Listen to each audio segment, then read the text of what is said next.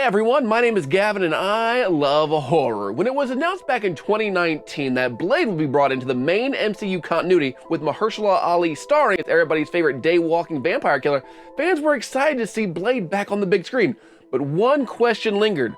Would Blade get to keep its R rating? Well, this week fans got their answer and they are not happy. Let's get into it.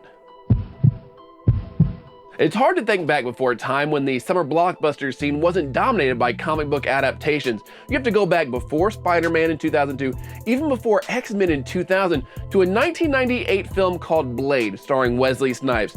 This movie was a critical success and literally saved Marvel like they were gonna be bankrupt, y'all. The movie saved Marvel and the comic book genre as a whole. The film would go on to produce two sequels, 2002's Blade 2 and 2004's Blade Trinity.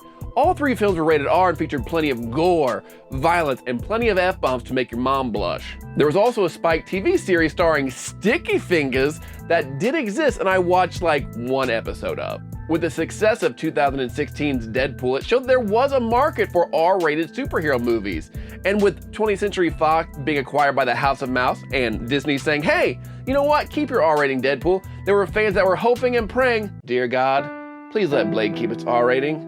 I'll do anything you want, except like go to church or any of that stuff you ask of me. These prayers were not answered, as earlier this week it was announced that Blade would fall in line with the rest of the films in the MCU and have a PG-13 rating. This had many fans online typing in all caps saying they're like, this movie's gonna suck now. No, can't be PG-13 and be good.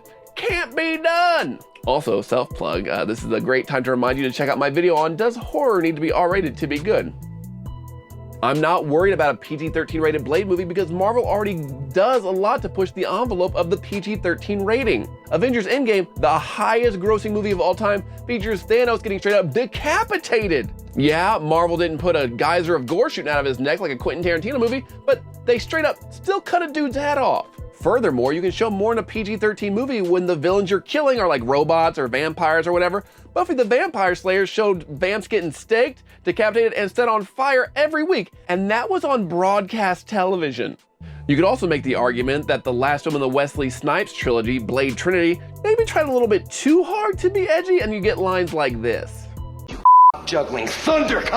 Some fans are still wondering though why Deadpool gets to stay R-rated while Blade has to be PG-13. And the answer is simple, my babies. Money, money, money, money. Money! Yeah, Blade was successful, but it wasn't over $1 billion worldwide successful. The House of Mouse knows Deadpool will make money. They don't know that about an R-rated Blade movie. I trust Marvel is gonna do right by the franchise and make a great movie. Mahershala Ali is a great actor, and this is the same company that made me care about a talking tree and a raccoon. I think they'll be okay with one of the most badass characters of all time. I do hope they explain though how that guy from Luke Cage is a vampire killer now. Yeah, some of us watched Luke Cage. We didn't forget. What do you think though? Is there any chance a PG-13 Blade can be good, or am I just crazy over here talking out my butt thinking it can be good? Let me know in the comments below what you think. Also, what's your favorite Blade movie? Which one was your favorite? And as always, thank you so much for watching. Leave a like, subscribe to this channel. I want to thank everybody who recently helped me surpass 10,000 views on this channel. I know a lot of people get that on one video or get like 10 times that, I know that.